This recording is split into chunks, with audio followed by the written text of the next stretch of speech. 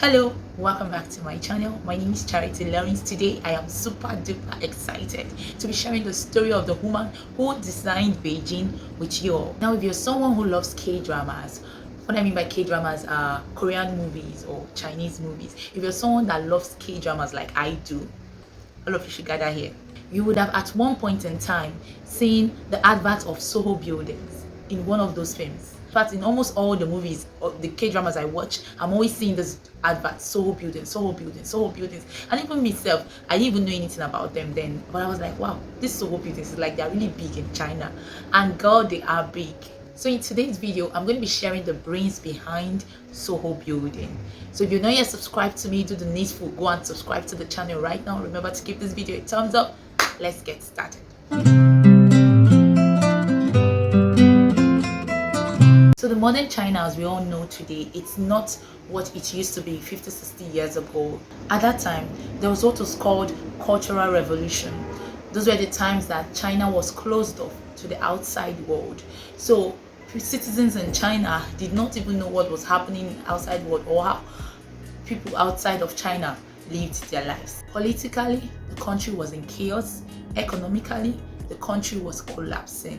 They had a leader named Mao Zedong who was slowly losing power, and he was hell-bent on making sure he does not lose power. So he shut down schools in China and mobilized students into paramilitary units so that he could use the students and youths against his adversaries. This group of students attacked teachers, they attacked professors, they attacked intellectuals, and then they even went on to attack and kill normal people. The intellectuals that survived were sent to the countryside to go and work. It was during this era of cultural revolution that the woman that designed Beijing, Jiang Shen, was born. Jiang Shen was born on the 24th of August 1965 in Beijing, China. Her parents were college graduates, so they were part of the intellectuals that were sent to work in the countryside. When Jiang Shen was 8 years old, her mother was allowed to return back to Beijing, where she got to work as a translator. But they had no money and they had no home, so they had to sleep in the mother's office. Jiang Shen slept on the mother's desk and used the mother's dictionary as a pillow. In 1980, at the age of 15, Jiang Shen moved to Hong Kong to look for work. But when she got there, she noticed that life was hard there too. She eventually got a job at one of the sweatshop factories, working on the assembly lines. She slaved there for up to 5 years, working as a robot. At that time, all she thought of doing was just to escape her poor life. So she saved up money, bought a one-way ticket to London, packed up her bags, and left. When she got to England, she didn't understand the language. She didn't know anybody there. She was just staring at faces. She was so scared.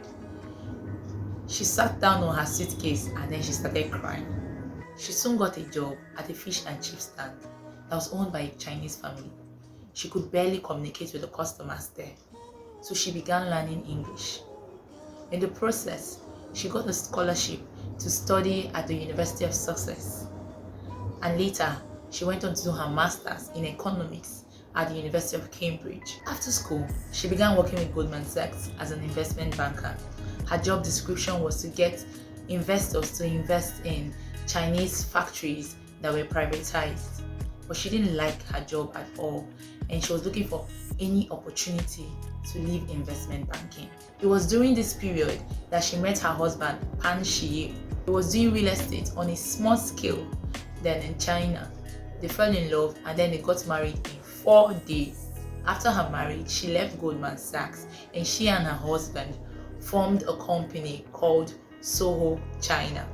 Now, they had no money, they had no political backing, they had no wealthy relatives at all. 3 years after the marriage, she packed her bags and went back to England because she and her husband were always fighting about the different ideas they both have on how to run their business.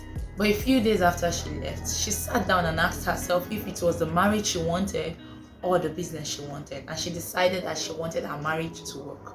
So she went back to China and decided that she was not going to be a part of the business anymore, but she was just going to be a stay-at-home mom. She was going to take care of the kids and just stay at home while her husband managed the business. her husband did so well in the business that the workload was so much for him to handle, and he had to ask her to come back to help him at work. But this time around, they shared their duties. Her husband focused on the building and everything in China, while she used her Wall Street know-how to get investors into their business and also to hire designers to design their buildings. She had always wanted to build buildings that would stand the test of time, not something that would be obsolete in years. So she had a book called 40 Architects Under the Age of 40.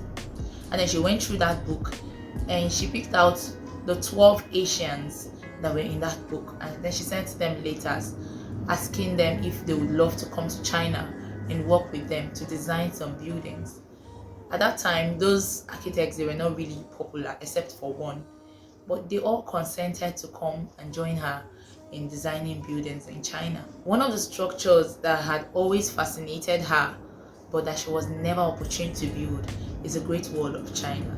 So she bought a property in one of the valleys close to the Great Wall of China, and then she invited one of these 12 architects to come and look at the land and design a structure that will fit the landscape. So these architects came having previously studied how the Great Wall of China was built. It was built without cutting the mountains or filling the valleys. It was just built the way the landscape was. So he came and he was able to create a design to suit the landscape of the land she wanted to build on. He decided to use bamboos to design the house because the landscape of the area he was working on was not leveled, it was not flat, and bamboos are naturally not straight. So him using bamboos on that kind of landscape was not going to be an issue. And that was how they built 12 of those type of houses in that area. In our next video, I'm going to be sharing all you need to know about the Great Wall. So if you're not yet subscribed to this channel, click on the subscribe icon now, and remember to click on the notification bell so you'll be notified when I update that video and much more videos. So after building the houses, she didn't know what to do with them. She had a good friend that was responsible for inviting projects to be showcased in the Venice Biennale. So she reached out to him and asked him if she could showcase her project in the Venice Biennale. He came to the house to look at the house and he was very, very impressed with what she had done, and then he invited Soho Company to come and showcase their project in the Venice Biennale. Now, for those of you that do not know what the Venice Biennale is, it's the largest international art exhibition of its kind in Australia, and it was founded in 1895, and it's usually open to the public. So people come there to showcase their projects, and then there are also investors that come around to look at the projects and buy from them. So after showcasing her project at the Venice Biennale, the Venice Biennale community gave her a special prize, and that was how she became known worldwide. That was how lots of very influential people got to know about her, and that was when her great architectural journey began. Soho China primarily develops buildings in the office and commercial sector.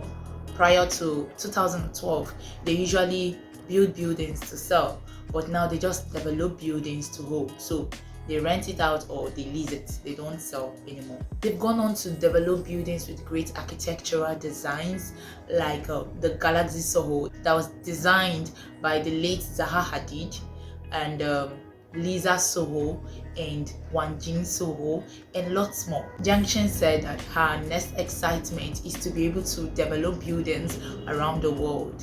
She wants to be able to pass on her experience to younger generation. Since it was someone's generosity that helped her into going to Cambridge University to be educated, she decided to set up the Soho Scholarship that helps Chinese students to travel abroad to get education. She says she has always told her sons that her guiding principle for life is that do what you want to do and anytime you want to do it.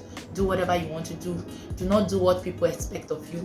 Do what you feel like doing, because the only way you can do something and do it best is when you want to do it so badly. So there you have it. If you want to be an artist, go ahead and become an artist. If you want to be a footballer, go ahead and play football. You will only do it best if you want to do it badly. Thanks for watching. Remember to click on the subscribe icon on your way out. Give this video a thumbs up. I'll see you in the next one. Bye.